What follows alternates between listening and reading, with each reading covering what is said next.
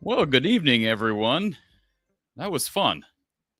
Iowa Hawkeye fans are a happy group, one day removed from rookie Cooper DeJean's Super Bowl title, and now Lucy Olsen and company go on the road and win what has become their fifth straight victory for a team that at one point this conference season was reeling. There's no other way to put it. And the Hawkeyes came out today and jumped on the Huskers early. Once again, another phenomenal start. We're seeing that become a trend, common theme with these wins. And we're going to break it all down with yours truly. I'm Corey Bratta here from the Hawkeye of the Storm. This platform is here each and every day. And of course, we cover Iowa women's basketball live following each game with none other than Kachine Alexander, who will be joining us just in one moment, actually. A reminder, folks, if you've not went over to rtithreads.com and checked out what they have to offer, they are proudly supporting our coverage. And, of course, Super Bowl week, it's not really finished because the parade was today in Philadelphia, and what a day it was again for Cooper DeJean. And it's not just about Cooper, but what an unbelievable story he has been. Get your Coop shirt via our friends over at RTI Threads, your official Cooper DeJean Iowa outlet. Again, rtithreads.com/NIL, or you can visit his store at cd3-store.1rti.com, or if it's easier, just click the link in the description. Celebrate the Super Bowl title with Cooper DeJean's official Eagles shirt. And our RTI Threads player of the game, we're going to get to her in just a moment. Before we get to breakdown of who I think is very well deserving of that name, that moniker, we welcome someone else who's very deserving of the many compliments she gets as a legend in Iowa lore. Kachine Alexander is with us. Kachine, good to see you. How you doing? I'm doing good. I think Hawkeye fans are riding high. Better? Hawkeye fans are better. Are you gonna put us in? Are you gonna put us back in our place? Like one of the things people accuse you of doing is sometimes like bringing us back, breaking their spirits. Break the bubble, burst the bubble. Are you gonna burst our bubble tonight? I'm not gonna tell you that. You're just gonna have to wait and see now, won't you? I don't know. We're snuggyless today. That's the best. No, you're snuggyless. You are. Just finished the volleyball game. That's what you're getting. Well, strike number one. We're snuggyless, but we appreciate you being here, Kachine, on a Monday night. And first of all, I'm assuming you and your family enjoyed the Super Bowl. You told me in advance you were going to be sleeping Sunday. Did you end up sleeping, or did you watch the Eagles title? I watched until halftime. Okay, well, that told the story. Yeah, exactly. And then I was done. Well, we again appreciate you being here, and we're also joined by Kyle Huseman of HawkeyeReport.com. We'll add him in here early. Kyle covering the Hawkeyes from afar tonight, but Kyle, it's always good to have you here. And I guess I'll start with a question for both of you. Lucy Olsen was phenomenal tonight. We're going to get to her play individually, but this was not in any way like the game against Minnesota, with the exception being the early jump, right? They got off to great starts offensively and defensively in both of those games and basically held the lead wire to wire. But this question's for either one of you. What is different now, practically? What is different about this team as opposed to 1 month ago when they had lost 5 straight? Go ahead, Kyle. I would say that the big thing is that some of the veterans, and I know Hannah Stolke didn't have the greatest of games tonight, but I think over this winning streak in general, it's the veterans that we thought were going to be big pieces in scoring consistently and being the ones to make the big plays down the stretch in close games. They're the ones that are stepping up right now. Lucy's the one that stepped up tonight, obviously, with a season high with 32. But Sita Fulcher had 13 points, made 3 of 3 from 3. And then Taylor McCabe tonight made 5 threes. So I think, for the most part during this winning streak, it's been the players that we thought they were going to be stepping up and being the talented players that we knew they were. But I do think during this winning streak, the shots have started to fall a little bit with a little bit higher frequency. And as much as Jan Jensen wants to say that they've kind of leaned on the defense throughout the season, I believe that the defense has taken it up another level over this 5-game winning streak, and particularly the last 3 games, USC, Minnesota, and Nebraska. I really think the defense has taken it up a little bit more. But yeah, I think most of it has just come down to Lucy Olsen was pretty inconsistent through the middle part of the season, and Sita Fulcher was really inconsistent and non-existent at times early in the season. Taylor McCabe's had her rough stretches, and those are 3 players that really stepped up tonight. And Lucy's been phenomenal during this 5-game winning streak. Sita Fulcher's been really good as well. So I think more than anything, it's just kind of those players that we thought that were going to be the ones to do it. They're finally being the ones that are doing it, and it's really helped this team over the 5-game winning streak. Kachine?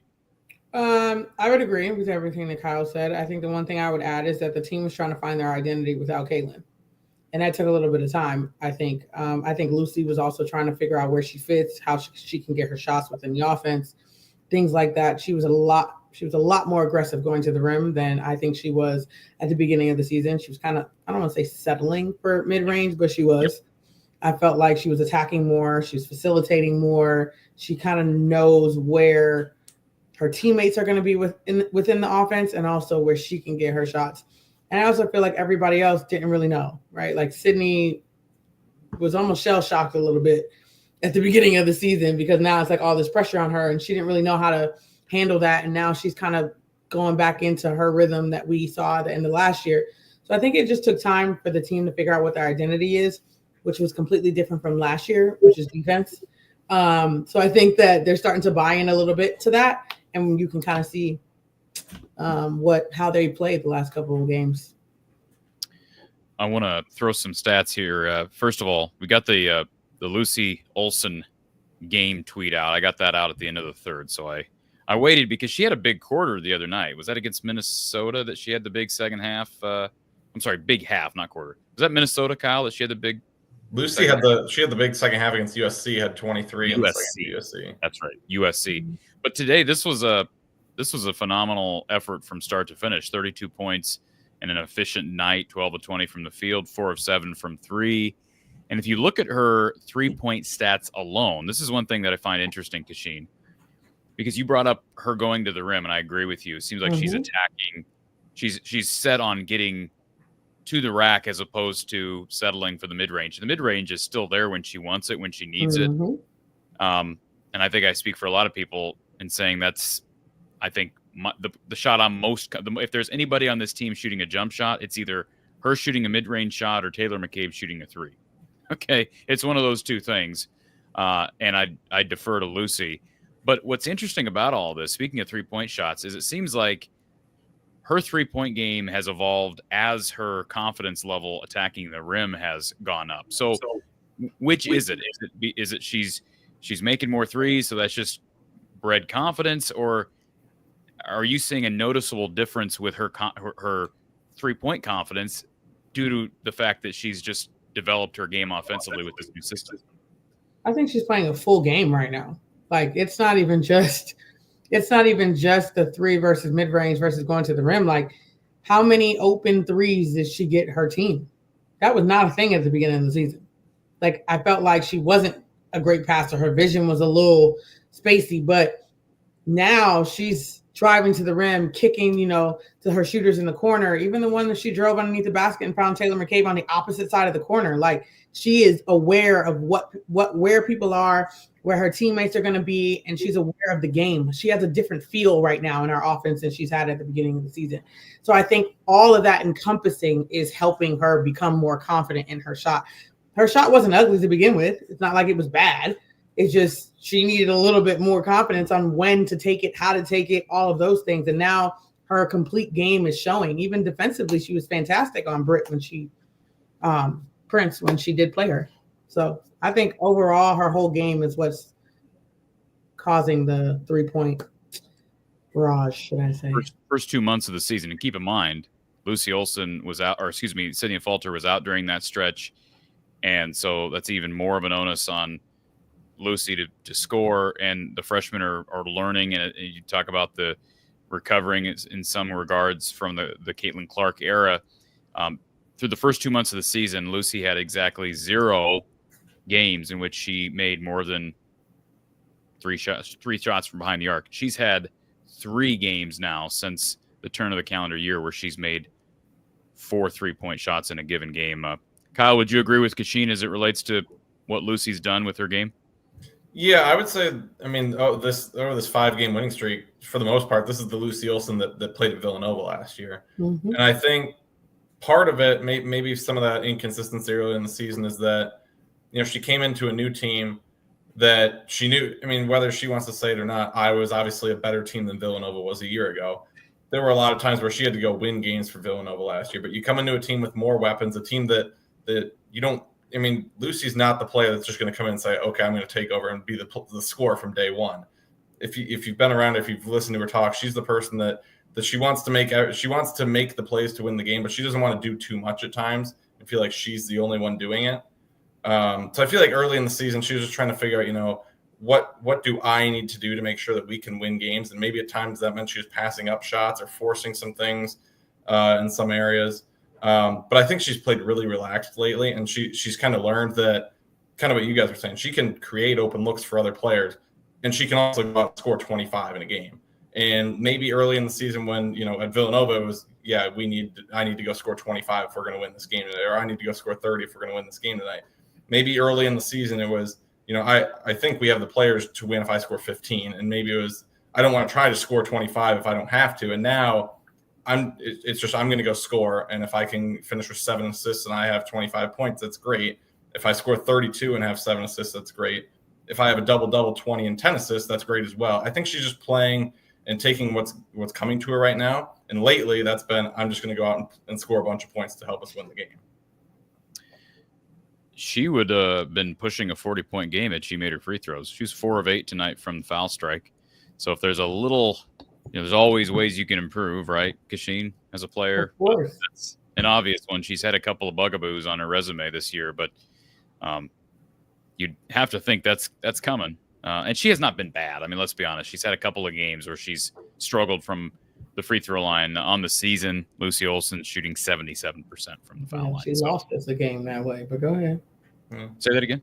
She lost us a game like that. She did, yeah. Yeah. And it wasn't just her in that game. It wasn't, but 1 for 6 is crazy. So I think that's why we got the 32.6 probably Lucy Olsen tonight. It was because of that, but Lucy Olsen, phenomenal. RTI Threads player of the game. D. Rollison, thank you for the super chat. Congrats, Cooper, on a ring. Lucy playing like Cece and Taylor was a sharpshooter in the second half. Remember to like. So thank you for that reminder for everybody to hit the like button, folks. If you're here and you're enjoying the content we deliver with Cash each and every week. And let's throw this to Kyle. Speak on Taylor McCabe. What you know based on how you know Taylor and her recruitment and how much this game meant to her. She had dozens of family and friends at Pinnacle Bank Arena. For her to come out and make 5 threes and a pair of free throws, what do you think she's feeling right now? Yeah, I think they said on the broadcast like 50 family and friends there. So anytime you get that type of support at any of your games, whether it's home or away, this time it was back in her home state, you want to have a good game for them. And I mean, she had a fantastic game, 5 of 8 from 3 tonight. And I don't believe any of those were in the first half. Were those all second half threes? 5 of 7 in the second half from 3. She got some open looks, and sometimes there are games where the offense doesn't necessarily give her the open looks. We've talked about it before. She's not necessarily the player that's going to create her own 3-point attempt. But I think the way that they've played the last few games where the offense has been more free flowing, they haven't had possessions where the ball's been stagnant and stuff like that. I think when the offense is free flowing, you're going to be able to get Taylor McCabe more open looks. And she was able to knock down 5 of them tonight. That's huge. Maybe not 5 a night, but when she can be a threat and enough to get a few open looks a game, if you can get her 4, 5, 6 attempts in a game, I mean, more often than not, she's going to make them. I mean, you guys saw the comment the other night of what Abby Stamp was telling Taylor McCabe late in the game when she was 0 for 4, saying, statistically, it's impossible that you're going to miss another. She's someone that's going to shoot 40%, 50% of times. So when the offense is free flowing, they can get her those open looks, 4, 5, 6 attempts. You can have her hitting 2, 3, 4 threes in a game. I thought the 3-point shooting tonight was incredible. I mean, 12 of 24 is probably, I think it is a season high for threes in a game. Mm-hmm. Obviously Lucy made 4 and Sid was 3 of 3. She's been one that's really turned it on from 3. She's red hot right now from 3. Mm-hmm. Which by the way, I would have never expected, because to me, in my view, Kachine, she's got a very clunky looking shot. Sure does. But in her defense, she was right around 40%, if not slightly over 40% last year. So she finds ways. I think she's kind of similar to Taylor McCabe, where when the offense is flowing the way that you want it to, and Sid can drive to the basket, Lucy Olsen can drive to the basket, Taylor McCabe or Kylie Feuerbach can drive to the basket. When you have players that can do that, and you have like a Hannah Stolke or an Addie O'Grady in the post, if the offense is free flowing and doing what it's supposed to do, you're able to get some open looks for those players. And, like I said, Sid was a 40% 3-point shooter last season. So now that the offense is running a little bit more smoothly, she's been able to get more open looks. She has had a couple of contested 3-point makes. But I don't know what her percentage is over the last few games. I don't have it up. But, I mean, I bet over this winning streak, she's shooting well over 50% from 3. Yeah. We don't normally do this while Kyle's on. But, Kyle, are you up for a phone call here? Yeah, sure. All right, let's answer this call because it's coming in here early. Thank you for calling Iowa Postgame with Kachine Alexander. Who's on the line? Hello, you're on the air. Yeah, I just wanted to say, how do you think their starting lineup will be when they play like bigger teams? Like if they go against Lauren Betts and UCLA, they're going to have a couple bigs in there against those taller teams. Great job, Lucy Olsen. Just fantastic. I can't believe she hit that one left-handed shot. I mean, to practice that and make it, just unbelievable. But thank you for the call. That was a quick call. Good one, though. Kachine, you're shaking your head. To the comment about multiple bigs on the floor at the same time, you do not see them going back to a lineup with Hannah at the 4. Is that fair? Nope, I do not. I would not see defense. I wouldn't expect them to start a game like that. And Jan said it, before the USC game, because I asked the question in the media availability leading up to it if they thought about it. And she said that the plan wouldn't be to start a game like that. They're going to stick with their starting lineup, because sometimes you can have a game where maybe that smaller lineup rebounds well enough, and it did. They tied, I think it was 37-37 in rebounds in that game. Now, I think maybe there would be a situation where if you're just getting killed on the glass early against UCLA, if they're grabbing an offensive rebound here and there and everywhere, maybe you go to a bigger lineup. But I don't think Jan is going to go to that line. Knowing what the offense looked like with Hannah at the 4 at times, I don't think they would go to a bigger lineup unless they were just getting absolutely killed on the glass, which could certainly happen because UCLA is the best rebounding team in the conference. But Jan is not going to start a game assuming that the rebounding is going to go poorly, because she and her own they are the second best rebounding team in the Big Ten. So I think they wouldn't start that way. UCLA is really the only team on the rest of the schedule that will have that type of question. But I do think maybe they would go to it if the first quarter they're just getting killed on the glass, giving up offensive rebounds. But they showed against USC that they can rebound against a tall lineup. But think about this, when you're thinking about that, they also have to guard us. Lauren Betts has to run with Hannah. So there's that. It's a two-way street. Can you comment on officiating? Because I see that's a hot topic in the chat. Like, people are fired up about What officiating. about it? It was very touching. The Big Ten can't find me for talking about officiating. Well, I want you to talk about it, but let me just say this right. I didn't think it was as bad as some of the people in the chat are making it out to be. No. I saw you was tripping because there was so many phantom foul calls. I was like, hold on a second, though. Hold on a second. First quarter, I'm not saying there weren't bad calls because I saw them just like you did, but first quarter, both of the fouls called on Hannah Stolke were fouls. Both of them were called on the offensive end. They were both fouls. That was a big problem. That was what got the snowball rolling, were those two fouls by Hannah Stolke, and you got to be smarter than that to get 2 fouls in the first quarter. That got the ball. I think the second one was borderline, trying to knock out an offensive rebound. Big swipe at the ball, Kyle. Yeah, I thought she got mostly the ball, and the Nebraska player had her hands. I think that was a borderline one. But yeah, I mean, the free throws ended up being 29-14 in terms of attempts. That was before Iowa got some at the end. It was 29-9 at one point. There were some poor calls. I don't know if I don't have the one on Addison. Clean as I don't even know what. That was horrible. Markowski. The Sydney Falter's fourth foul. Like, she's literally standing like this, and the girl just falls over. Like, what? Nobody's touching her. What is happening? There were just a lot of those premeditated foul calls that were happening, and I'm like, okay, if we're gonna call that on this end, then like, what happened on this end? Because it's not very often that you have a game where the free throws can at any point be 29-9 and actually be correct. That's insane. That can't. It would have to be a pretty crazy game for that to be correct. That should not be happening in a game. And I mean, the final score wasn't even that. I mean, they won by 15. This game was not a close game. Iowa outscored them 72-43 in non-free throw points. If Nebraska didn't get some of those extra calls, I mean, this could have been a pretty big win. I'm not one to. I don't generally. I mean, we haven't talked about officiating all year, but I thought it was pretty poor at times. It was definitely below. It was definitely below average. And the problem is when it's below average and you're spreading them out. I mean, at one point at halftime, Iowa had 5 players with 2 fouls. Right. Yes. And that really puts you in a tough position at halftime when it was still they were only up a couple of points at that point. Can we be honest too?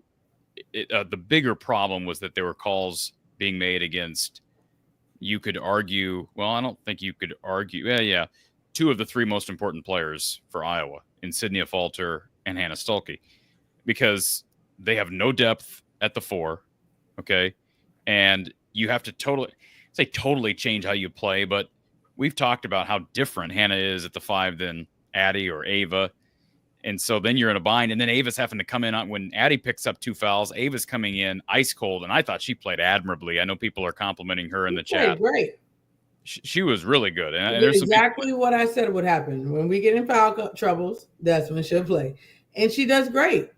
She gives you exactly what you need in sporadic moments. And I thought that was the good thing, is the way that the foul trouble played out. You were able to cobble it together long enough. You do have a third center. That is the one. That is the one. As much as Ava Hayden would love to play more minutes, the one benefit of having 3 centers that are okay with playing is that when you do get in foul trouble, whether it's earned or unearned, you do have an Ava Heiden that can just come off the bench. But I mean, you mentioned important players. Kylie Feuerbach had 2 in the first half as well, and she helped hold Britt Prince to 5 points on 2 of 6 shooting after she had 22 in Iowa City. So she's another one that at halftime was in a tough spot as well. I thought Iowa did a very good job playing with the way the foul trouble was. I know some of the freshmen, you look at the final stats. Ava had 6 points, but I mean, AJ Ediger finishes with no points. She came in and gave a couple minutes at the end of the half. Addie O'Grady finished with 0 points, and then Taylor Strimmel had 2 points. But I thought all of them, when their number was called, they helped keep it together. And then this can be a game that could have been a game where the foul trouble gets you start turning it over. Maybe you get frustrated with the way the calls are going. And I thought they did a really good job of handling what was coming at them with the foul calls, and didn't let the excess free throws that Nebraska was getting to allow Nebraska to really stay in the game. I never really felt like Nebraska was truly in that game. No, and that's sort of why I brought up how, to me, this game didn't look like a carbon copy of Minnesota, because we didn't see the freshmen, we didn't see the young players have to be relied on. And we saw that tonight because of the foul trouble. And I'll give Ava Heiden credit. Guyton might be in a bit of a slump right now. I understand offensively, but she also started her freshman year late, right? As far as her on-court freshman year. But then Tegan Mulaney came in and made a big and one. And obviously her offensive game has a long ways to come. But good stuff. Kyle, anything else? I don't think any of the freshmen had a turnover tonight. Taylor Strimmel had 0 in 11 minutes. Ava had 0 in 10 of them. Guyton had 0 turnovers in 13 minutes, and Tegan had 0 in 11 minutes. So now I think that's the thing is you look at the final box score, and it might not stand out. Like there was no 10 points from any freshman or anything like that. But like I said, they were able to keep it together for that stretch. They weren't turning it over. They didn't have any turnovers, and in Iowa overall only 10 turnovers. So although the box score may not show that they made a big impact, they came in a crucial stretch when you had some of your veterans on the bench, and they were able to keep it together and get you to halftime with a lead still. Last question I have for you, Kyle. We'll let you slide. Bo wants to know in the chat, NCAA seeding-wise, Iowa's in a really good spot right now. I think that goes without saying. They would really have to collapse to be back in the conversation of maybe not making the field. But what does Iowa need to do to climb out of that 8 to 10 slot where you're having to play a 1 or a 2? Bo says if you come out 3-2 here, ending the conference 10-8, he thinks that could get them to a 6 or a 7 seed. I'm not correct. 6 or 7, a little high. They're 17-7 right now. I think if they beat Michigan on the road, they beat Rutgers and Wisconsin, get to 10-8, and then I'd assume they'd be in either they'd either be the 7 seed or the 8 or the 9 at the Big Ten tournament, something like that. If you won that first game and got to 21 wins, and then you would probably lose to either the 1 seed or the 2 seed, which would be UCLA, USC, maybe Ohio State, something like that. And we're 21-10. With a win over USC, I think that'd give you a shot at a 6 seed. I haven't had to look at any of the other teams that are in that conversation for a 6, 7, a 5, whatever, because Iowa hasn't been in that conversation for 2 months, it seems like. So I'd have to break down what those other teams look like right now. But I do think if Iowa got to 21-10, you'd have a win over USC, you'd have a win on the road at Nebraska, you'd have a win on the road at Michigan. None of your losses would be bad. I feel like they'd have a shot at it. But I mean, you have to beat Michigan, you have to beat Rutgers, you have to beat Wisconsin, and certainly, a win over Ohio State on the road or another upset at home with UCLA would certainly change it. I think they'd be in the conversation at 21-10. But I mean, you really would have loved one of those, buzzer beaters that they had earlier in the season, whether it was Oregon or Nebraska or Michigan State. If one of those would fall, the path would be much more reasonable. I do think 21-10 would give them a chance, but without doing research on what the other teams are looking at resume-wise, I don't truly know. And I may have misspoken. I may have said 8 through 10. I meant 7 through 10, of course, to not have to go up against a 1 or a 2 in the second round. By the way, before I let you slide, Kyle, you brought up Sydney Falter's numbers. So over the last 6 games, this is kind of flown under the radar. Under the last 6 games, Sydney Falter is 12 of 17 from 3, which is good for 71%. Kachine, that's red hot. Absolutely. And some of those to her credit, I mean, they're not all, hand in the face, whatever, but she's made some contested shots. And I think that's, they don't need her to shoot 71% the rest of the way.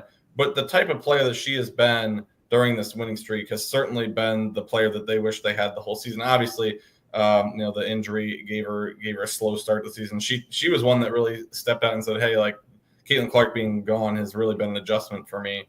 But she's found, her stride at the right time. They're playing well right now. I mean, it's certainly the best basketball they've played all season. It's just one of those where if you're Jan Jensen right now, obviously she's staying in the moment with the way they're playing right now. But I know she's sitting there going, man, I wish that Aaliyah Guyton layup went against Nebraska, or maybe the Addie O'Grady.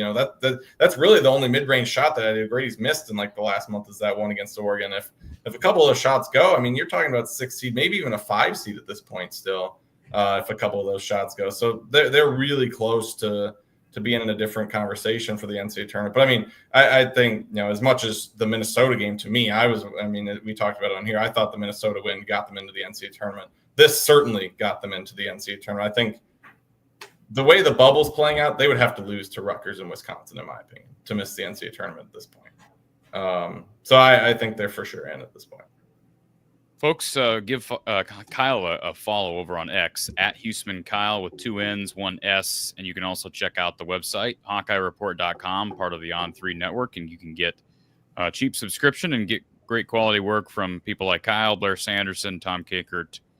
And Kyle, we've got Rutgers coming up at home. This is a Rutgers team that has really struggled. So I'm thinking we're going to have you on. Don't want to jump off the cliff here, but I'm thinking we're going to be talking about a 6th straight victory and a pretty happy post game from Jan Jensen on Thursday, right? Thursday? Yeah. Wednesday. Thursday. Why do I have Wednesday? It's Thursday. Yeah, it's Thursday. I got to change my banner. All right. You got her work cut out for her.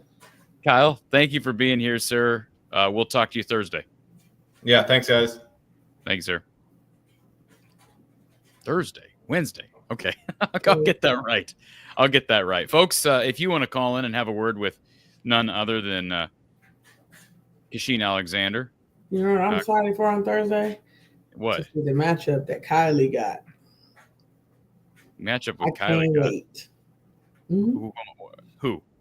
From Rutgers? There's only one person I'm talking about. Will you tell us who you're talking about? Because I have no idea who you're talking about. What? You don't know who I'm talking about from Rutgers? Basketball? Huh? I know nothing about Rutgers basketball. Y'all might be in for a treat then. Okay, you're talking about McMillan. There you go. Okay, tell us about Kiyomi McMillan. I don't know that I've ever That girl's a highlight reel. Have I ever seen her play before? I don't think I've ever seen her play before. She's a highlight reel. Okay, and she's a guard. Mm-hmm. I don't know. She's averaging 18.7 points a game, 5 boards, 3 assists. She's efficient. She's an efficient scorer. 42% from the field, 33% from 3. Mm-hmm. So what did she do got well? Some serious handles. Like I'm talking, put you on skates. She can shoot deep, long range, almost Caitlin back there.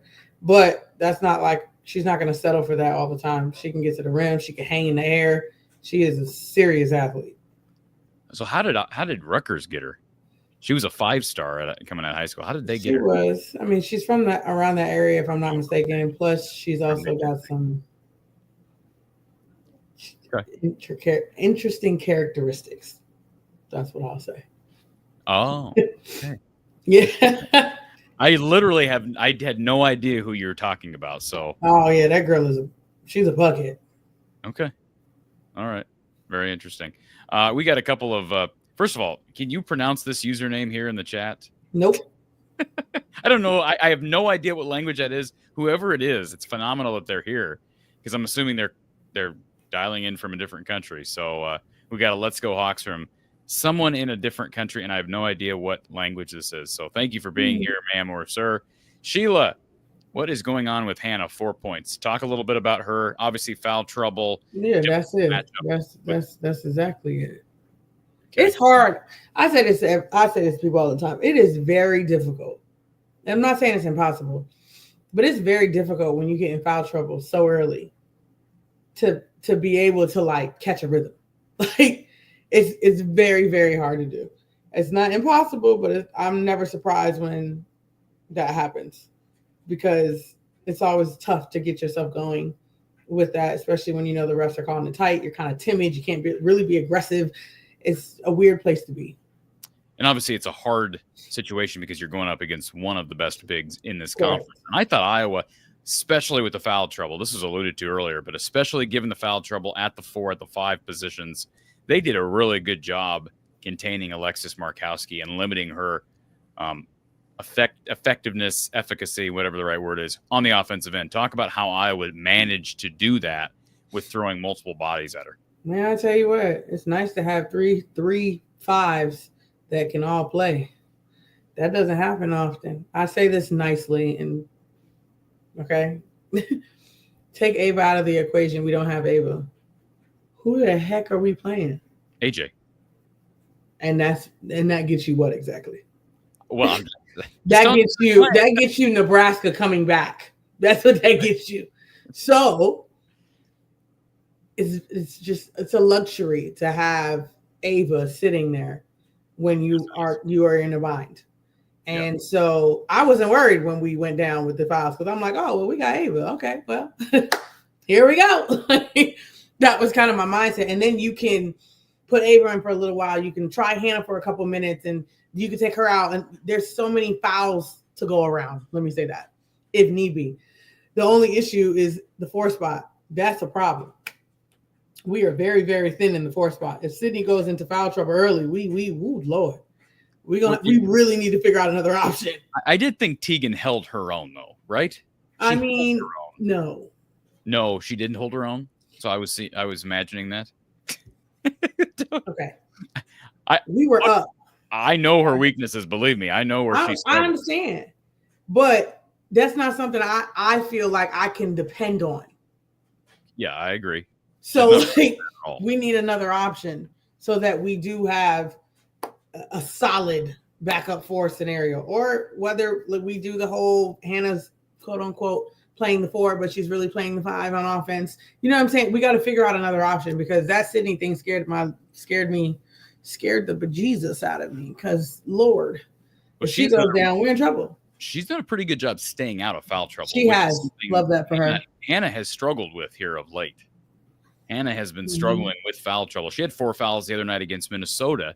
Is there something she's doing specifically that is it just, I mean, like I say, the first 2 she picked up were on the offensive end, so you can't say it's lazy defense, leaving your feet, etc., coming down on a shot, not staying vertical. What is it with Hannah that's getting her whistles besides tonight? Just, I guess, a couple of bad whistles from what you said earlier.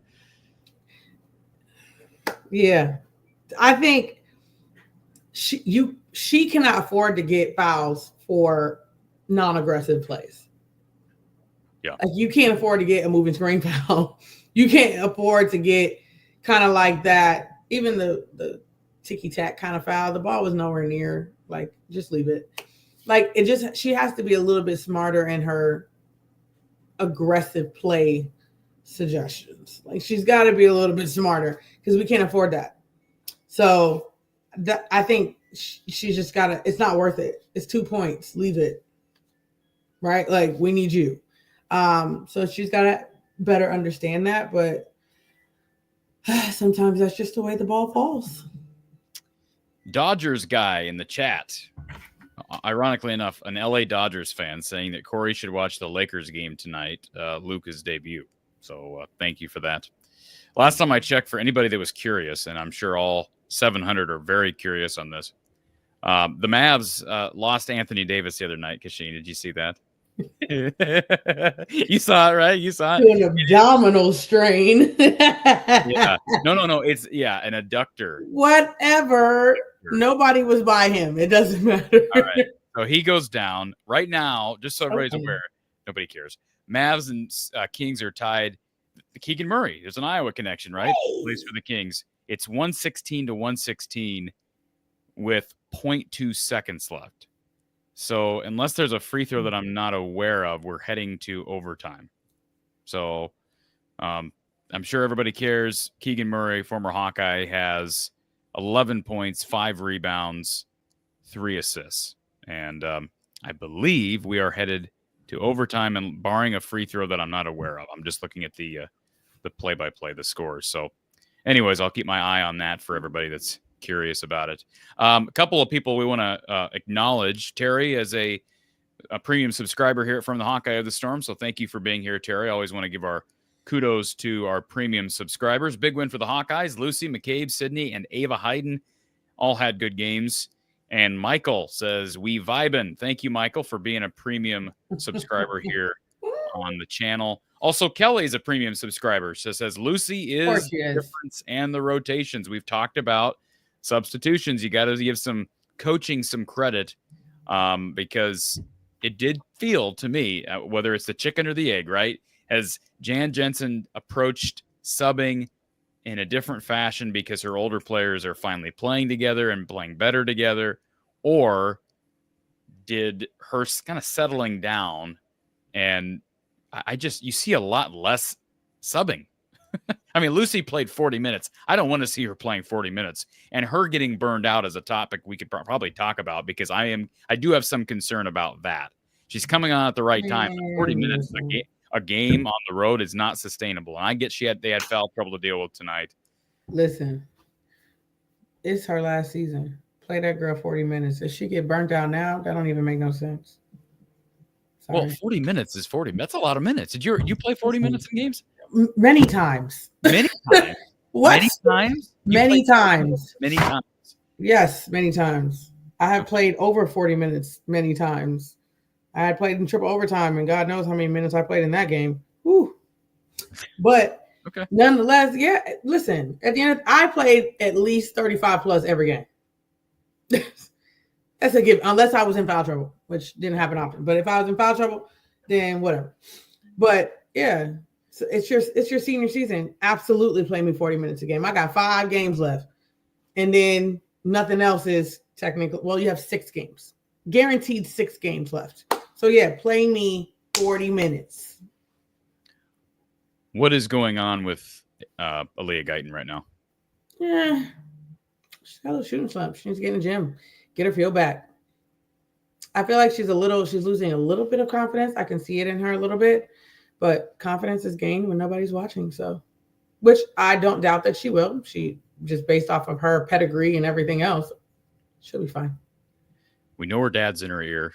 Of course. Her up, so probably not a better motivator you could possibly have. Angela, thank you for reminding everybody. Folks, if you're here and you enjoy the content, maybe you're a regular or a newbie, we appreciate you being here. We got over 700 people on the stream right now. There's a couple of ways to interact. First of all, if you could do us a big favor and hit that like button. Kachine, you used to be our like button pumper-upper. What happened? You're like Aaliyah Guyton's confidence right now. Like, where'd you go?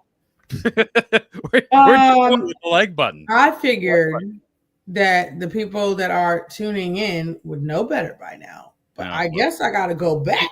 You got to tell people what to do. I mean, I guess I thought I was teaching people correctly. I guess not. I'm constantly yelling at people, telling them what to do. By the way, Kings Mavs is officially in overtime right at 116. There's a comment here from Swish Grandmas. We appreciate Swish Grandmas, who's also a premium subscriber. Ava Hayden came in and provided much needed relief, playing good defense and scoring 6 points. So we talked about the battle at the 5. Do you believe that Ava Hayden either proved or earned minutes based on tonight? No. So answer for the fans that say why. Why does she said this? No, hold on. You have got to calm down. Oh my God. Can't take some of Addie's minutes. That's my question. Why? Okay. How many? Let's go back down to mathematics. Yes. Okay, because that's usually getting the best of our inference. Okay. Hannah is going to play more than 20 minutes. Can we agree? Yes. If she does not get in foul trouble, she's going to play 20, 25 minutes, correct? She can play more than that, but yes. Okay. So let's say if we go 25, let's go 25. That leaves how many minutes left? 15. Okay. So if we're saying now you're splitting that between two people, well, neither one of those post players are going to be able to get into a rhythm. It makes no sense. Addie is averaging 12 points a game. Why would I, as a head coach, take minutes away from my third leading scorer? Yeah. To give it to somebody who is at the bottom. I think some of the and you can tell me wrong. I think some of the defenders of Ava Hayden or the pro Ava Hayden people would say, well, Addie is scoring 10 to 12 points per game, but Ava is just as talented as Addie is. And so if put in the same positions, she would probably be Iowa's third leading scorer because of how Iowa's offense is set up. I'm not saying that those people are right, but I've heard a lot of those people interacting on social media and on the message. Well, I don't go to message boards, but on our keyword that you said though, might. Well, they flashes like they saw tonight, and we saw that's great. And Addie great. But might. We're not in the time frame to play. Like we can't guess and try to figure. Addie has proven herself time and time again. So I'm going to go with that over later. But like I said before, it is a luxury having Ava as our third person. It's a luxury. And I'm so very happy that we have that option for situations like this. It's going to happen. Hannah's going to get in trouble. Both of them are foul trouble prone. So it's going to happen. But putting Ava over either one of them, that's just nuts. No. Unless it's a foul trouble thing. Then yeah, go have at it. But I'm not. No, we're not doing that. Addie is proven she's won us games. Y'all can't just be bailing on my girl like that. I am not. Lord. I'm not. What else does she got to do to prove? I mean, at this point. Well, she struggled a bit offensively. She didn't do anything tonight. Well, like I said, they were in foul trouble. Well, she was foul trouble. Both of them was struggling. They barely played minutes in my mind. But between the three of them, they were here, all over the place. But again, Addie has won his game. She's single-handedly kept us in games. She was our only offensive option. Like, I just don't, that doesn't logically make sense. And I get why, because people love to watch Ava play. I understand that. Trust me, I get it. But it does not make sense, especially with what you have ahead of her. Her time is coming. She knows what her role is right now. And God forbid we get into foul trouble. Guess what? We don't got to panic because we got Ava.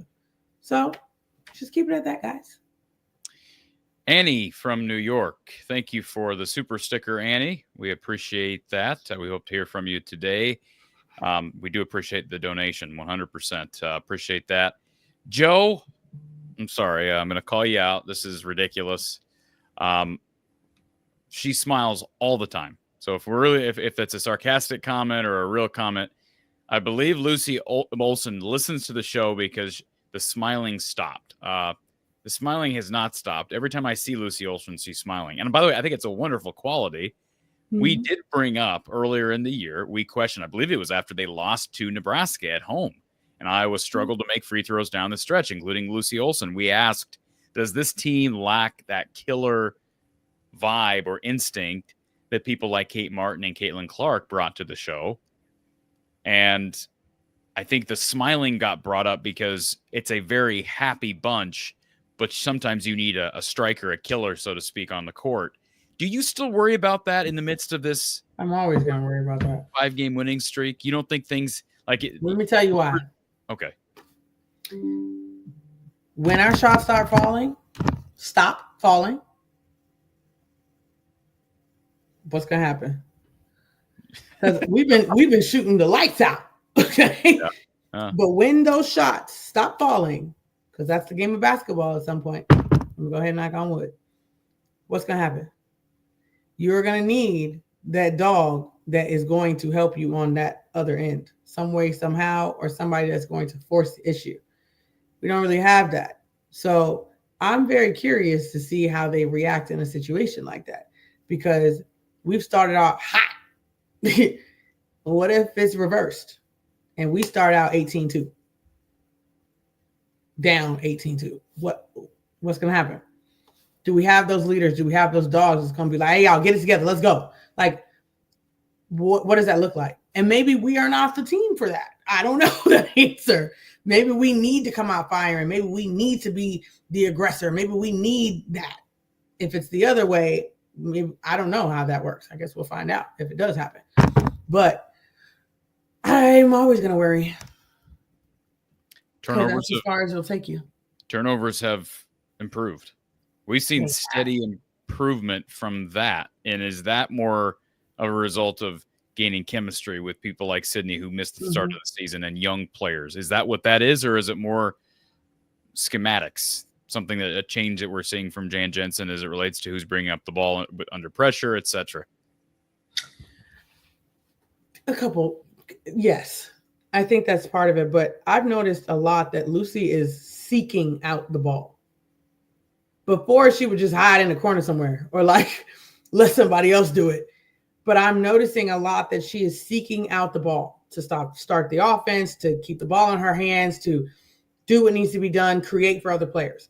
I think that has a big difference in what's happening because you're not allowing a Sydney Falser to try to make decisions or, Taylor McCabe or any of those other people. She is seeking out the ball to go get it.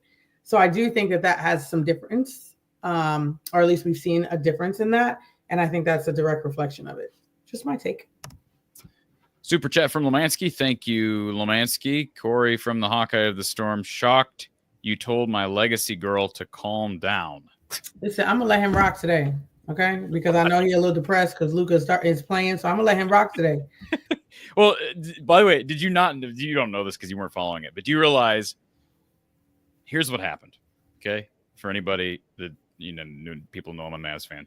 So not only did they get rid of Luka, right? Stupid thing, all of that. We don't need to go that rabbit hole again. But Derek Lively got hurt a few weeks ago. He's out extended time, like 1 to 2 months. Okay.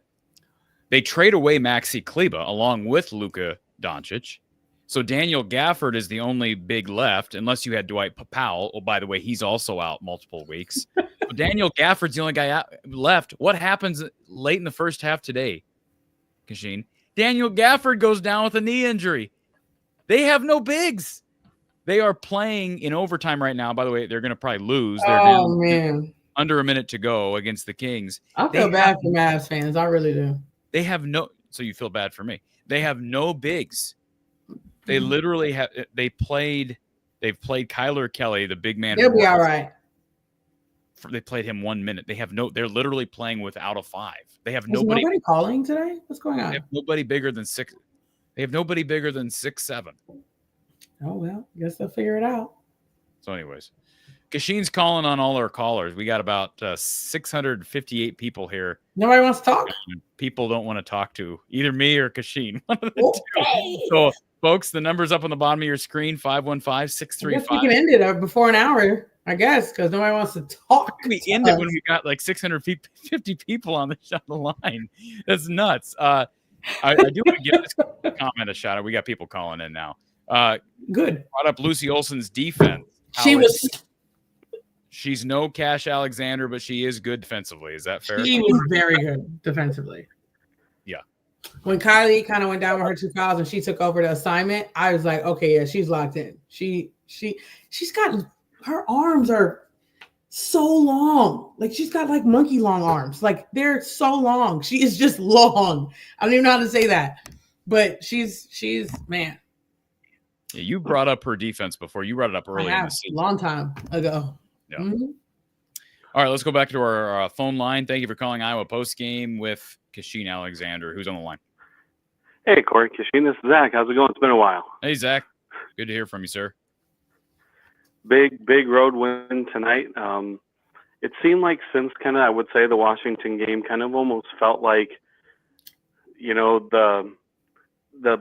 the burden kind of came off of everybody. Like we can win, where we haven't given up. We didn't give up a lead, and they've kind of just been on that offensive roll to where even kind of shades of last year, where even if they got out to a lead, another team came back, Iowa would then kind of make another run back at them.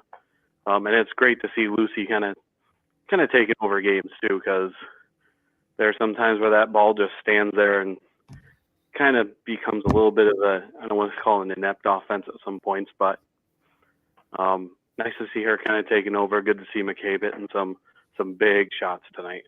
Mm-hmm. Agreed. Yeah, it's hey, Taylor McCabe is nobody's going to argue that she's limited. But when she comes in and does her job, Kachine, and is efficient from behind the arc, she is a difference maker. She is. Yeah, that was somebody's keys today. It was funny because they said, yeah, Taylor McCabe is my key, because it literally said Taylor McCabe. I think it was their third key. And then in parentheses, it said, like, Taylor McCabe, the person. So, like, I get it. When she can knock down threes and spread, the defense, it definitely helps. And I think that also allowed space for Lucy to drive and other people to do what they needed to do. So, Yeah, and so Sydney had that crazy and one towards the end of the fourth quarter. It kind of was like things are going our way tonight. Yeah, she threw that up for sure. I thought the Tegan Mulaney and one was pretty impressive too, Kat. But it's kind of a tit for tat, because even the situation where Kylie got the steal and threw it backwards, and somehow I don't know what happened, but we didn't get it, and they shot a three and it went in. I was like, really? That's really? It's kind of like that. Like, Sydney Falter dribbles, throws it up, and one, like, with almost 0 seconds on the clock. Like, you can't make that up. So, hey, you get one, we get one. I will say as well, I'm not going to even try to get myself involved in the Ava Hayden discussion, but when it comes to Hayden, Mulaney, and Stremlo and Guyton going into what's going to be the Big Ten tournament in a couple weeks, to be able to maybe pull 2 or 3 wins out, they're going to need some of those bench players, because it's going to be hard, I think, for some of those starters to play 35 minutes 2-3 days in a row.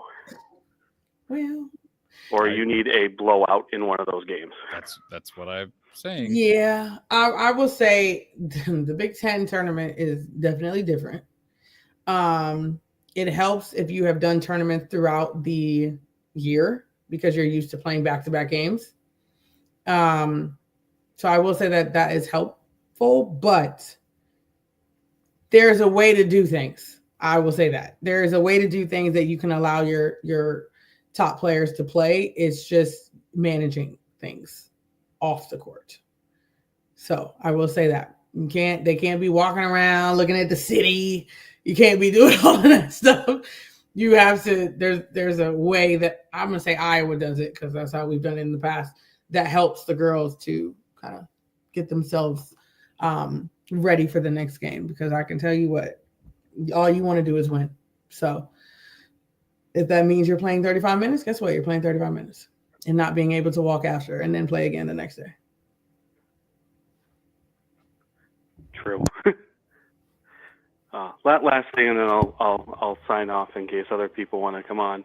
I also wouldn't almost, because I think I put a comment earlier in the chat, maybe discount the minor motivation that the team might have with the news that dropped about Ava Jones a week ago to play for somebody, play for a former teammate. That's insane. Yeah. That's always that's always something to play for. Yeah. And I'm sure the team is still very close to Ava Jones. My guess is that they're very close to Ava Jones. Yep. And poor girl can't catch a break, but I hope she gets through treatment and is back healthy sooner than later. Yeah. Well, sir, we appreciate your call, and don't be such a stranger. Yep. Thanks. Thanks, sir. All right. A couple things here before we get to our next caller. John says, Cash, you're tripping. Love it. So he's basically applauding you for telling me that I'm tripping. And pretty much. By the way, Mavs were down 4. It's under a minute to go. Got a bucket. Got a stop. They forced DeMar DeRozan stop.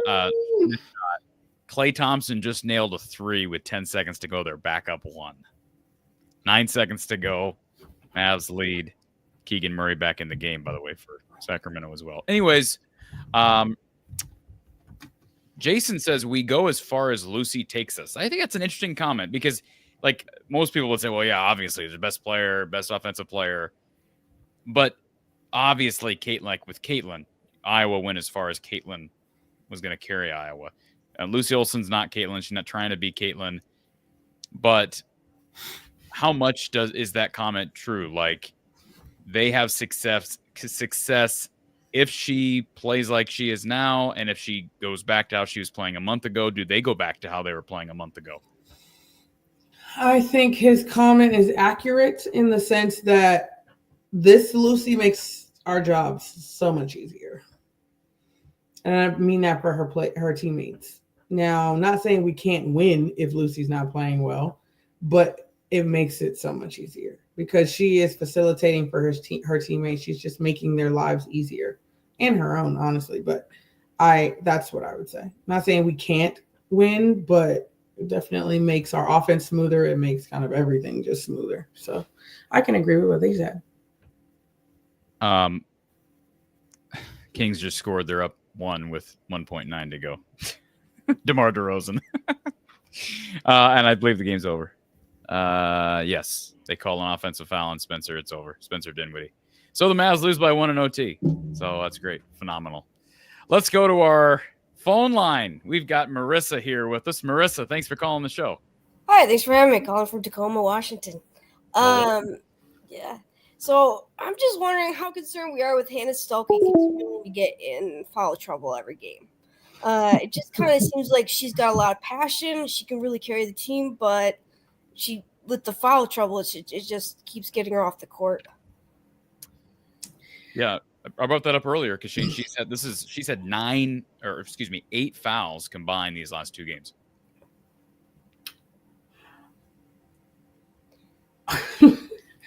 Her question was, how concerned are we?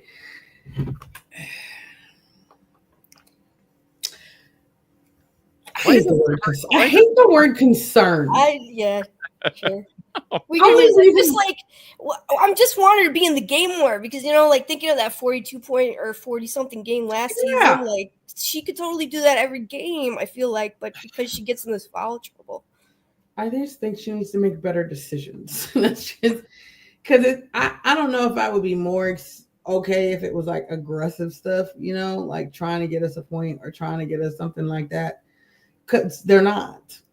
They're like lazy fouls sometimes, or like she'll get beat and she'll just reach, or like an illegal screen or something of that sort. Those she can't have.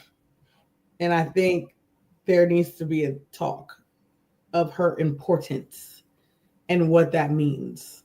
I'm not saying just give up a wide open layup, but do not bail them out. Yeah. The best way to guard you is to put you on the bench. Right. Yeah. Great. Well, thanks for your time. That's all I really had.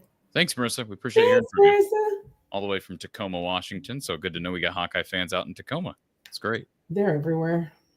All right, let's go back to our phone line. Before we do that, Michael, thank you again, reminding everybody hit the like button. Hit the like button. Seth, he says cash is money tonight. I isn't cash. First of all, that's like saying water is wet. I'm so glad you were about to say that because I was about to say something just like that. Go ahead. Okay. Lucy Olsen is our RTI Threads player of the game. She had 32 points tonight, season high for her. 12 of 20 from the field, 4 of 7 from 3, 7 assists, 6 rebounds. And isn't it interesting how, as her point totals have gone up, her rebounding and assist totals have gone up as well? One thing you said early in the year when you first saw her in a Hawkeye uniform is you said, I don't think she's the best passer. I definitely said that. 7 assists tonight, and you brought up a couple of highlights tonight with her driving and kicking. Is that just confidence, or is that her game evolving in year 4 or 5? I don't think it's confidence. I think that it is her understanding our offense now. And she's reading the offense by forcing the defense to do what she wants them to do to make a play. So she'll drive knowing that the help is going to come and knowing where her teammate is going to be. I would teach is to circle. Okay. What I mean by that is if I am driving down the lane, my wing is going to circle the way that I go. So if I go right, that wing is going to circle to the corner and hopes that the defense loses sight of them because they're no longer where they were just at and you get an easy kick to the corner. We had that with Sydney, I think twice today. And then you also had that with McCabe. That's how they're getting wide open threes. That's something you have to learn coming into the Iowa kind of culture or whatever you want to call it. So she's now creating to get that movement. Before she didn't do that. So I think that I wouldn't say it's confidence. I think it's just her understanding the game of basketball and how we play basketball, should I say, Iowa does. Good explanation. John says, what is Cash's opinion of Ava tonight? I think you kind of answered that earlier. Fantastic. You thought she was Great really minutes. good. It doesn't change your opinion as it relates to playing time. Not one bit. Okay. That's a good answer.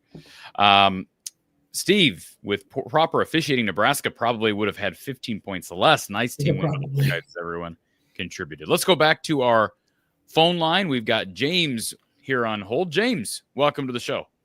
Good day. Good day. How are you guys doing today? We're doing good. How are you, sir? Good. Kachine, awesome as always. One of the things I made a comment in the chat earlier was that how Kachine is trying to state it to you, but a lot of people aren't getting it, is if you watch Ava, she has that kind of young giraffe kind of balance to her, okay? I know that's an odd way of saying it, but in reality of the situation is we need that. What Sid brings to us is that stable hips to the floor environment, so that when same goes with Addie. A lot of people talk about her, how big she is, but the reality of it is she has a good placement of the hips to the floor, and so that when the big people are trying to move her around, they push her in a slide versus where she has to move her feet. And that's where the stability stays in place. That's very much how, as an Iowa Hawkeye former football player, that's how they do it. Same thing. You're looking for the base, just like you are in wrestling and all the other stable ones. You go watch field hockey. You go watch soccer. The ones that get that are premier players, they learn to understand that their feet have to be stable and on the floor, especially when you're that big. How'd I do, Kachine? That was a great point. I mean, I think exactly what we're saying is exactly why people like Ava, because of her you know what I'm saying? Like she's flying up and down the court. She's like all over the place. But you also do need that stability. And I know that even when Addie first started, we talked about this at the beginning of the season, how Addie, what we saw different from her this year was how strong she was, how solid she was in her base. Because that comes with time. It comes with you growing. It comes with you being in the weight room. It comes with you understanding and just growing in who you are and your body, really, if we're being honest. And that's something Ava is going to come with over time. I still think she has the highest ceiling of highest ceilings for certain because her motor is crazy. But her body has to kind of catch up with her in a sense. I concur. The one of the things I was going to add to that is I think that the reason everyone is so in tune with her is the energy level is so out of this spectrum as far as, and then I'm talking about not only athletic, but also enthusiastically, emotionally into the game. So she can come in and be a very, almost to the point of being scared, happy, hardworking. But that, as you know, when you got to be a junior and senior, that's where you got the calmness and the sensibility about that. Mm-hmm. The bounce passes. I made a comment earlier. The reason I say don't take Addie out of there, and that's my 2 points, with McCabe's defense increasing, and she's playing extremely well considering where she started the year at. Come on, Kachine, stop laughing, but that's true. I agree. Much better in the defensive zone. That was one of the things that you and Corey spoke a lot about in the early season. So revisiting that, saying now we see Taylor's defense is finally catching up with her what do I want to say? Her solid attitude. Mm-hmm. Now that when she gets those opportunities, they're not big moments anymore for her. Mm-hmm. And that allows her now for us to go back to our side and slide ball programs, to back to what Jan said. Now we can go side passes and from the top of the key passes. Now Addie got all them free And at time, Ava's free points will come too. Mhm. But a lot of those are where they're at the board, and now she's getting a pass. Later on, she'll be able to facilitate that bounce pass that we need, that Addie provides. Real quick, How they do so far? Yes, sir. James Patton played for Coach Fry and staff from 79 to 82. 81. Good try. 81. Good memory. Good memory, man. It's not memory. I Googled it. Defensive gotcha. lineman, right? Defensive line. Defensive lineman. Yes, sir. Yes, sir. Yes, sir. So you've never called into our show with Coach Patterson during the fall. What's up? Well, as a matter of fact, the last time that you and I met, we met with Coach. We were talking to Coach Patterson. You were busy trying to get some arrangements at the time, and we kind of passed and talked. One of the common lines that I always say to Coach Patterson is, he taught me how he's one of the people that helped us, even on the defensive line, to how to re-watch tape, and we know how important that is, right, Kachine? Yeah, because that's where you can go back and say to Ava, you see where you were going out of bounds and that ball, you were trying to push it back in. If you'd have just stayed where you were at, you had another 2 points for us. Yeah. That's just simple things. And I always said to Coach Patterson, I watch film like he does, because he's one of the people that taught me how to watch film. And so I always tell him, one of his jokes, Corey, just so I say to him, hey, could you leave me one so I can call in and at least say I had one on you, Coach? So far, sincerely, I've never had one on you. And the only reason I called in today, I've been watching for months and months and months with you guys. You're doing a great job, fantastic job. Was I believe that Kachine was right on the same plateau of explaining to you why Ava needs to stay out and learn that thing. Because the thing is, when you're learning to be stabilized, it's about repetitive nature, and that is really back. We go back to the same thing we've heard a million times: muscle memory. Kachine, we could have done that with Corey right there, all three of us together. Once that muscle memory goes there, right? It's there. Well, and that's it. Kachine knows I'm a big fan of Addie O'Grady. I mean, she's a monster. I'm a big fan of Addie O'Grady and what she provides. And I would say to you that, surprisingly, with Miss Edinger that's in there still, we have one of the most dynamic trios of big people in the league. And when we see this Big Ten, like we see how tough it gets in the Big Ten tournament and that national scene again, we'll be using Miss Edinger too. Listen, we'll need that. Know at this point. We'll need those bodies, because there's some big human beings. That young lady at UCLA, Miss Betts, phenomenal.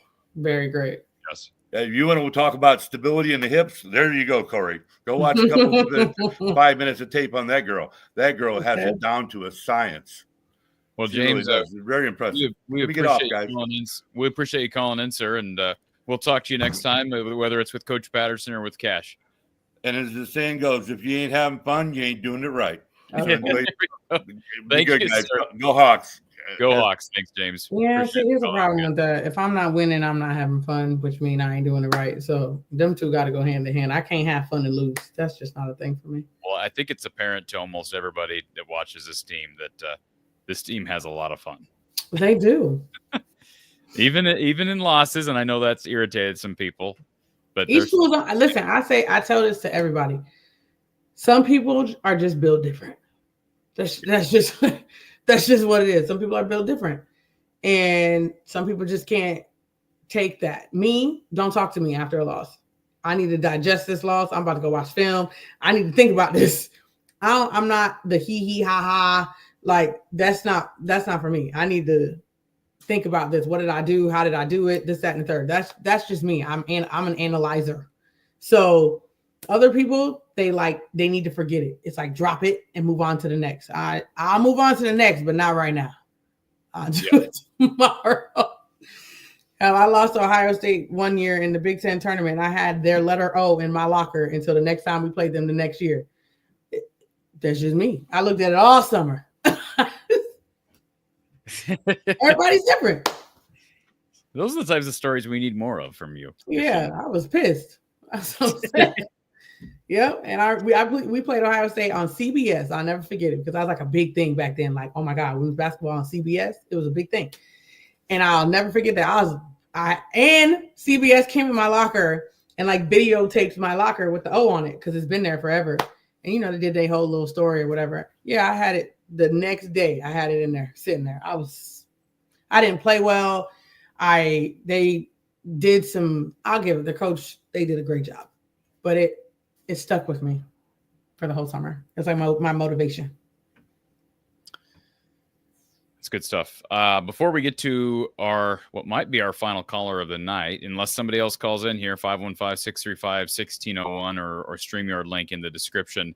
Just a reminder to everybody, if you're not familiar with our great sponsor, RTI Threads, they are partnered with none other than Cooper DeJean and have been here for the better part of the last couple of seasons, even into Cooper's pro season. And yes, Cooper DeJean is now a Super Bowl champion.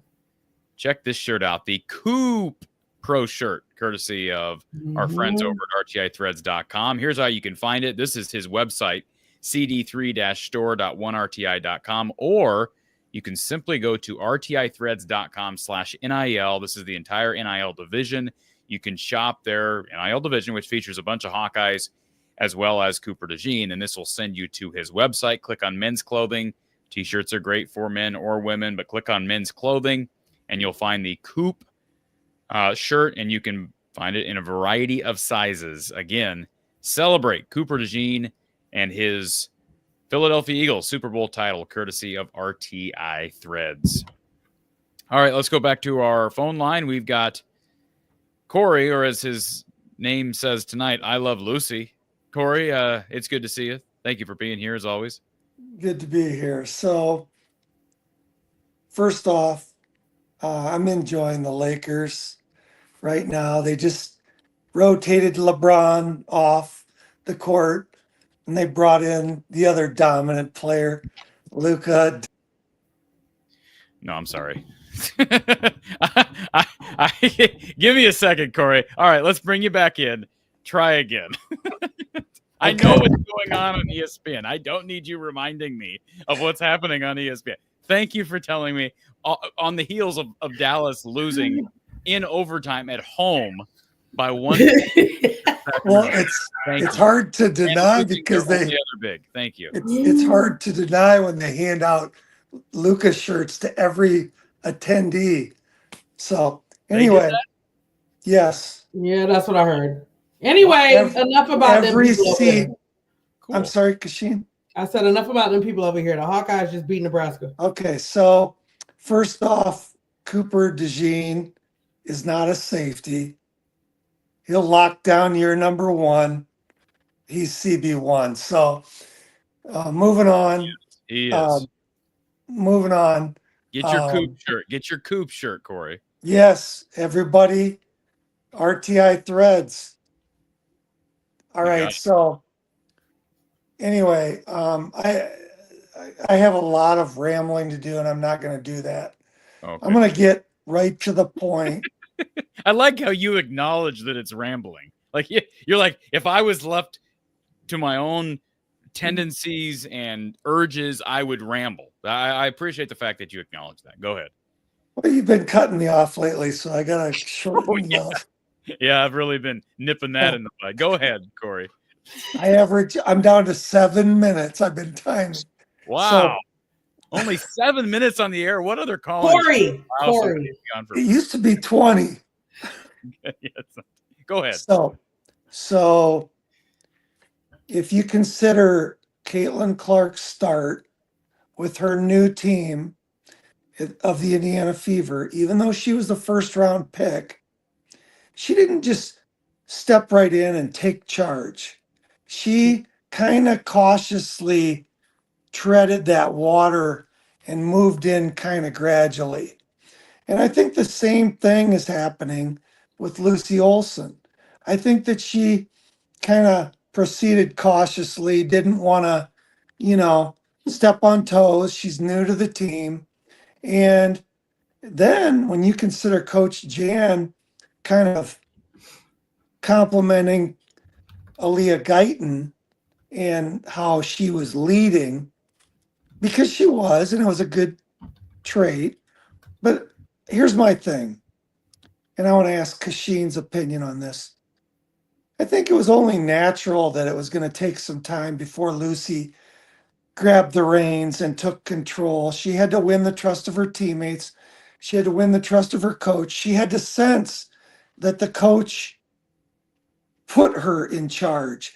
And sometimes you need to know the coach needs to put someone in charge or tell you, okay, it's on you. I expect you to do this.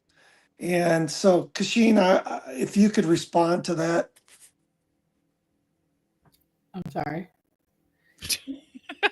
What exactly? I'm sorry. Hey, who's not I'm paying, sorry. What's the question? paying attention now, Cash? Go ahead. No, I So- heard everything you said. I just didn't know what the question was. So You're the too busy question ripping my is, Mav- listen real quick. She's too busy ripping my Mavs fandom in the chat. Go ahead. No. I heard everything he said. I just didn't hear a question. So I was like, so, what am I responding to exactly? Like, so I guess Kachine, in this type of a circumstance where there's a new person joining a team, is it only natural that it will take some time for their leadership role to establish itself? Can you really just come right in there first game and just take the reins? I mean, or does it take some time? Is it just a natural progression? it depends on the person. I think that Lucy needed time to figure out how Iowa does Iowa, if that makes sense. And I think that her trying to figure out where she fits is something that she had to learn. And how can she be Lucy within Iowa? And I think that's what we're seeing now. Is her being able to know where she can be effective, how she can help the offense, and how her importance within the offense. And we look at the posts tonight, and one thing that was really impressive to me was Ava's footwork. I know that we've talked about she's got the youthful clumsiness and she doesn't have the stable base. But there was a couple of times there where she really established a nice base and got nice position and had Markowski just totally locked out, and that Markowski had no chance. I mean, to me, this was a big step forward for Ava, and I'm not pushing to discount Addie O'Grady and reduce her minutes because I'm a huge supporter of Addie. But it is evident. You see the ceiling with Ava. Her hands are elite. She is so good and nimble, and her hands.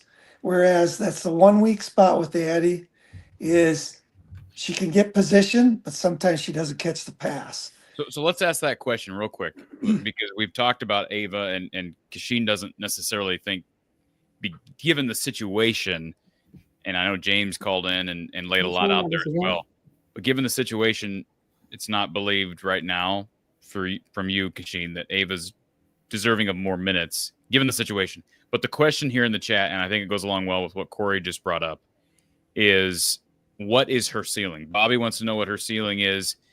Do you believe it could reach the levels of Megan Monica? Too early to say.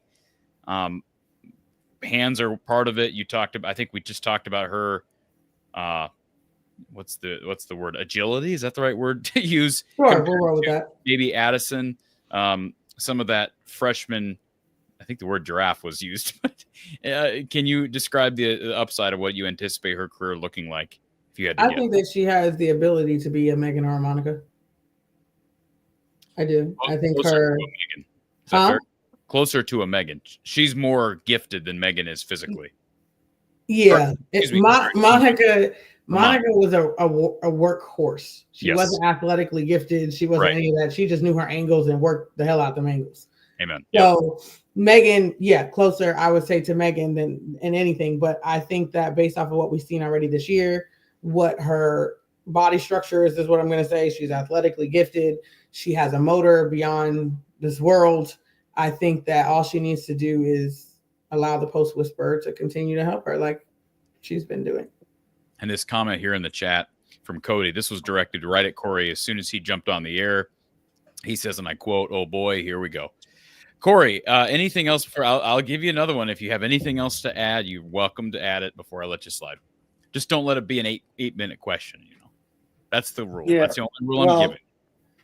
Well, we're going to go a little off topic here, but James, the previous caller.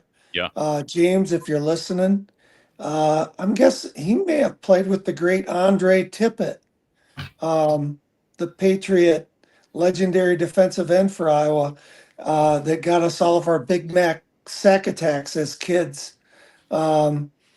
We'd listen on the radio and Tippett would get the sack and they'd sell you 49-cent Big Macs. I don't know if they played together or not, but it's got to be in that vicinity. Yeah, you're probably right. I'd have to look back. It's funny, Coach.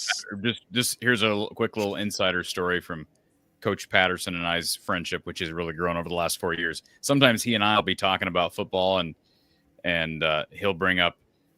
I'm sure you remember this, Corey, and he'll bring up some story from like the early '80s, and I'm like, no, actually, Donna, I was 15 years from even being a twinkle in my mother's eye. So, but I always love hearing the early Hayden Fry people are the best because they have just a different perspective on the sport. The sport changed a lot. I feel like I wasn't alive in the '80s, but changed a lot. It feels like from the beginning of the Hayden era to the end, and obviously you go over a 20-year span. That's going to happen. So it's always refreshing to hear from the older Hayden people. So. Well, we lived a different type of fandom. We listened on the radio because most Iowa games weren't on TV, especially when they stunk so bad. But back in the prior to Hayden Fry and even the early years, Fry turned it around, and one of his key pillars was Andre Tippett on defensive end. Was one of the first pillars that where Iowa planted a flag in the NFL and started building, a consistent performer on the field, and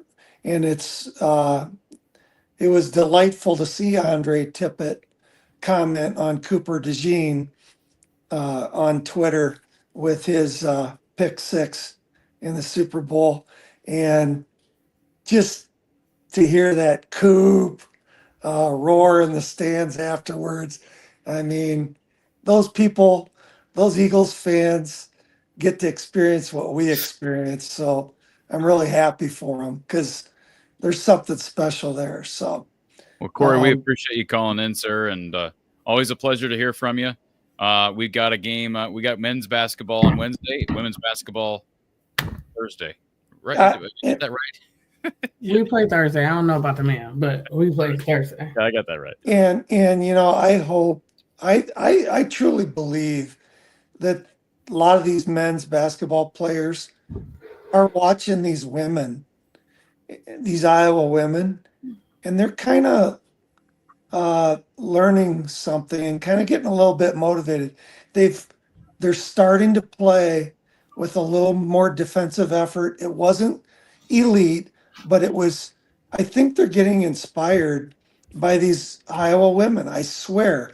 And I have no merit to state that claim, but if I had to guess, I would guess that they're paying attention. And Iowa men, if you're listening, look what these ladies are doing. They're setting the tone with their defense, and it's inspiring to watch these ladies just consider where we were at 5 to 7 games ago and the outlook, and now look at us.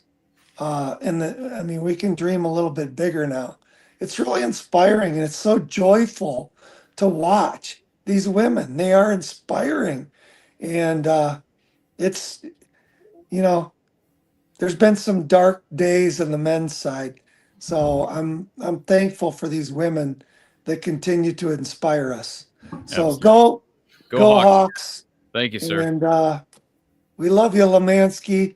I see you, Doug. Still no Erica. I'm dialing 911. Erica, you need to respond to the wellness check. Yeah, don't get arrested for false police reports. Thank you, Corey. We appreciate it. Appreciate you being here as always. Commander Cody says Cash needs her beauty sleep. Corey, wrap it up. I'm trying to do that. We do have 2 quick calls we're going to hit. Quick. So first, thank you for calling Iowa Postgame with Kachine Alexander. Who's on the line? Hey, You cut out, sir. Can you repeat that? Sorry about that, Corey. This is Jack over Hey, in Jack. Council Bluffs. I was at the game. I was at the game tonight and just got home. So Well, go good, Hawks. Good to hear. Go Hawks. I'm glad you were repping the black. I'm assuming you were repping black and gold in Pinnacle Bank Arena. Absolutely. You were part of the Let's Go Hawks. And I have to work in Omaha, so I have to hear it when I work over in Omaha. You got to be around it all the time. I will say this: you'll attest to this, I'm sure. It's a beautiful arena, at least in my opinion. It's a very nice arena that Nebraska has built there. They've got a nice facility.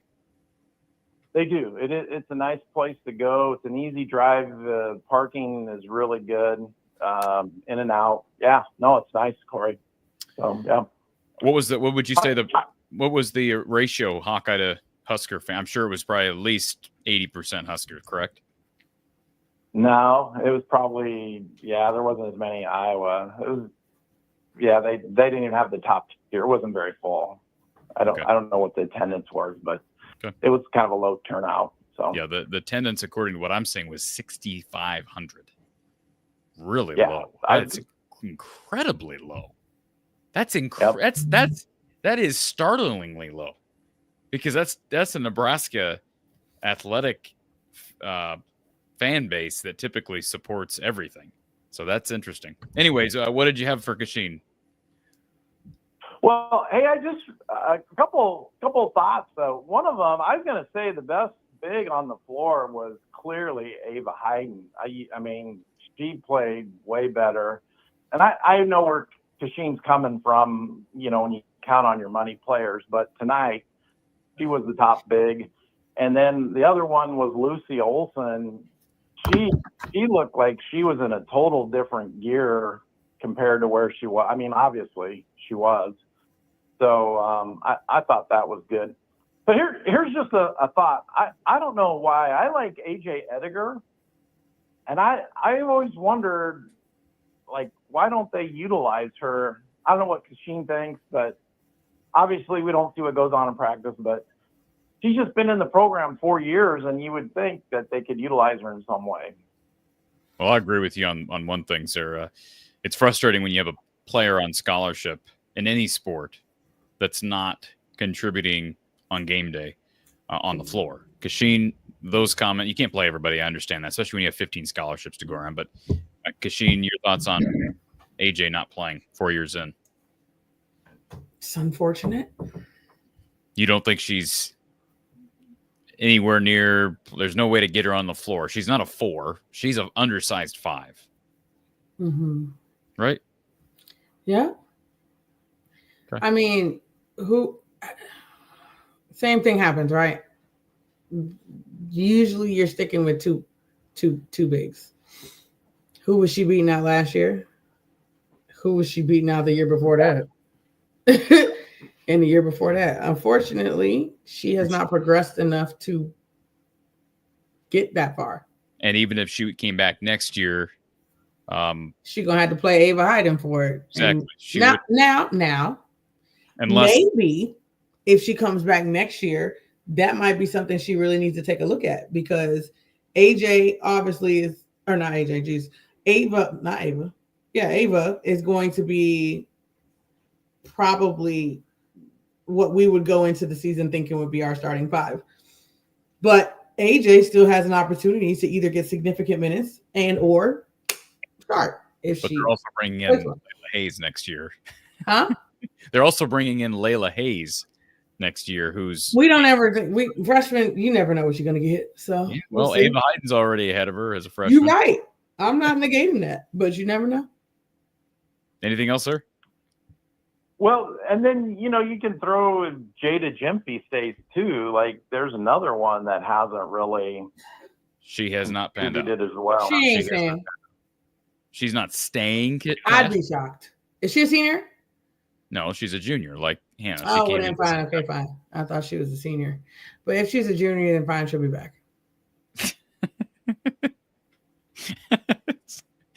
Hey, thanks, guys. I know all right. It's getting late. I appreciate listening to you guys. And, hey, go Hawks. Go Hawks. Appreciate the call, sir. Thanks for repping the black and gold tonight in Husker land.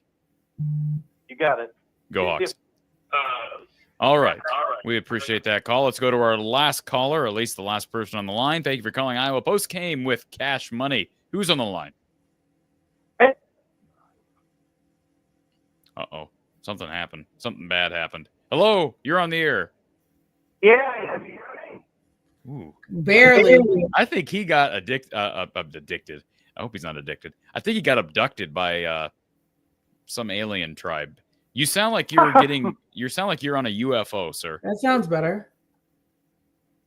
Oh, hey, can you hear me now? Yeah, I got you now. You fooled yourself. Okay. Good. This is John. Hey, John. Could you speak to what Addie Deal will compare to Lucy Olsen this year? Is there any comparables between the two of them? That's a great question. I would have said a couple months ago. I don't know how much Cash has watched Addie Deal's tape, but I would have said a couple of months ago that Addie is just a lot better getting to the rim and scoring around the rim than Lucy is, because I saw Lucy Olsen, who I thought was timid early in the year, settled for a lot of mid-range shots, which is her go-to, obviously. Yeah. But now she's opened her game up with the three-point shot, getting to the rim, drawing fouls, driving and kicking. So there's a reason. I mean, I think maybe we probably anoint highly touted players a bit too fast. I think that goes for all sports, but I think there's a lot of similarities in their games. I'd have to go back and watch Addie now that Lucy has kind of turned it on. But obviously Addie's a McDonald's All-American and, can score at every level. Defensively, there's always going to be a learning curve, but I think there's similarities there. Okay, well, that's all I got. Thank you. John, thank you, sir. Bye. I'm glad he got saved from the aliens or whatever was going on there at the beginning. So, all right, quick fire in our chat. Quick fire. Seth says, Kachine, I looked at your stats. Can't believe you averaged 8 rebounds per game at 5'9". 5'8", but in shoes. Yeah. Is he talking? I'm assuming he's talking about my career. Why? What are you saying? Your numbers are higher than that? Depending on the year, yeah. You averaged more than 8 rebounds for your... My senior year, I was close to a double-double. Oh, okay. Yeah, 8.4. Yeah, 8 Yeah, don't disrespect her like that. 8.4. No, I was asking. No, you're right, though. But the last 3 years, all three of the last... your freshman year really was bringing you down. What was different about your... Besides just, I guess, just minutes? Is that... Yeah. What do you mean? They had a senior class of like 5. They started, it was pretty much like Caitlin Clark and Kate Martin and that whole senior class. They had played for each other for God knows how long. Yeah. Yeah, your last 3 years, you averaged, let me do quick math in my head, about 9.5. For your last 3 years, 9.5 rebounds per game, and you did average 10 rebounds per game your last 2 seasons. That's why I said it must have been a career. I said that. I'm defending you. I am pumping you up, Cash. Not that you need pumped up. That was wrong. Mbush823. Thank you for being a premium subscriber. And he's referencing Kiyomi McMiller. Mm-hmm. He is a bucket, and it will be interesting to see how they defend her. So I'll have to go watch her tape. Doug says that individual. Please text me when you watch it. I can't wait to hear you. That individual, I will do that. That individual that chatted in earlier is from, well, apparently that's Ukrainian language. So we welcome our friends from Kiev or wherever in Ukraine, maybe our Hawkeye fans over in Europe.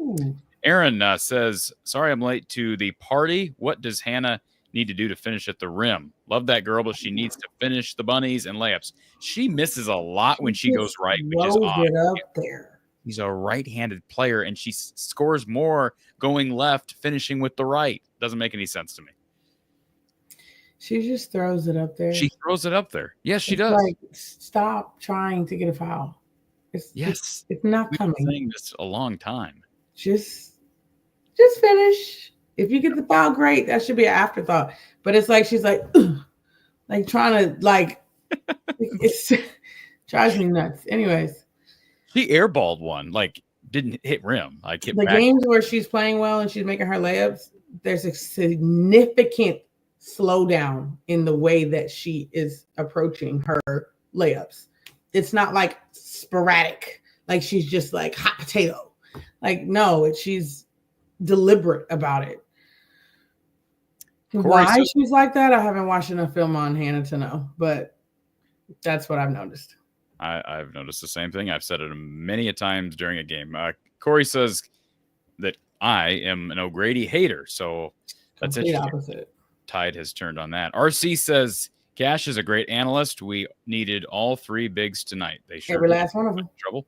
Julie, does anyone really comment on the men smiling? Come on, let them play. Well, first of all, that has nothing to do with male versus female. I'm just saying real quick, Kachine, if you watch the men play, those guys are not smiling. I think I'm not criticizing it. I'm just saying that is a. Oh, no, they smiling. No. They smiling more than any other women. I don't see other women's teams smiling. They smiling. Yeah, they're smiling a lot, which is fine. I'm just saying. I don't think it's got anything to do with, they're women and we're being critical of women. So anyways. I understand where you're coming from, Julie, though, but. Patrick says Sleeveless Lucy is a whole other level. Yeah, so she threw me off with the no sleeves, though. I was like, who is I don't know that? how I don't even pay attention to that. So apparently she didn't play with sleeves today. Okay. No, she did not. Buckets wants to know if they beat Rutgers, which Rutgers is not a good team, so it really doesn't make a difference, frankly. But I understand they got to beat Rutgers to even be in the conversation. Are they a top 25 team next week? Are we receiving votes? Probably. No, I'm saying right now. Yeah, I probably. I can look it up. I don't keep tabs on that whole thing. I don't really care. But I don't care. No, they're not receiving votes. To answer your question, no. Yeah, unlikely. That's how the rankings work, even though rankings are dumb. Who cares? Yeah, if we, this week we're not receiving votes, or we are receiving votes, and then we end up beating UCLA or something, yeah, we're going to be in the top 25. But beating Rutgers is not going to get you to the top 25 if you're not already receiving votes. I just asked the question, and I'll no disrespect to people who like the polls. Why does it matter? Who cares? Who cares? No one say they're top 25. Yeah, but I don't know what the point. What does it mean? All that matters is where you're seated. So, if you want to pay attention to do the women do the early seeds like the men do? I hate those early seeds. I think it's so pointless. I don't think there should be any preseason seeds. I think that everybody should get ranked after the first 2 weeks. No. I'm not talking about preseason. I'm talking about in college football, they do the playoff rankings each week. Oh. I'm saying, remember, they do that for men's basketball where the committee does the top 4 seeds in each region. Correct. Don't they do that? I don't know if the women do that, but somebody does it. I forgot his name right now, but yeah. That at least makes sense. I don't get rankings and all that. But Amanda, what is the mourning period for Corey for the Mavs trade? What can we expect? The rest of the season. I'll answer for you. Moving on.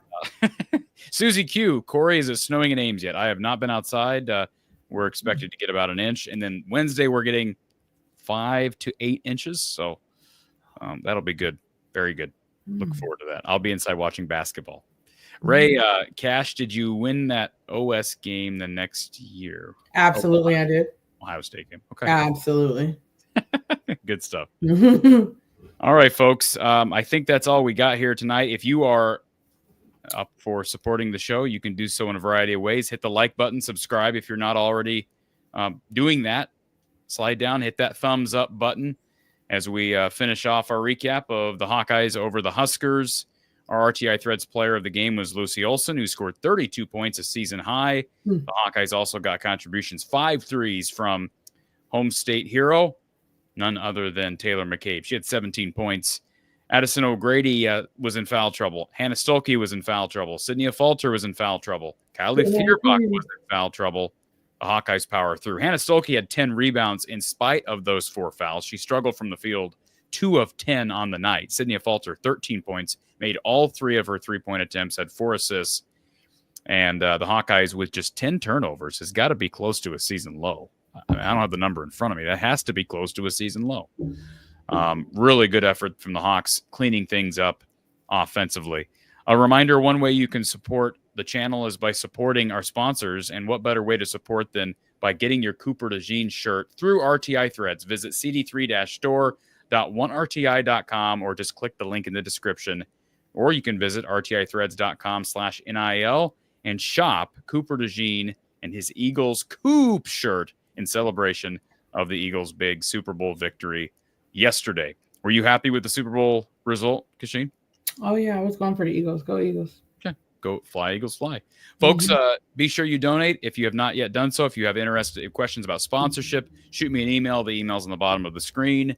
I will be back with everybody on Wednesday evening, the Hawks and the Scarlet Knights on the men's side, 5:30 p.m. Central Time for the tip. That game is in Piscataway. And then for the women, it's Iowa versus Rutgers. That's what confused me because they both play Rutgers this week. That game's Thursday, 6:30 p.m. Central Time on the Plus, Big Ten Plus. Ooh. Kachine, appreciate you being here. I know it's been a long day, tiring day. Get some sleep, and we hope to talk to you Thursday. See you Thursday.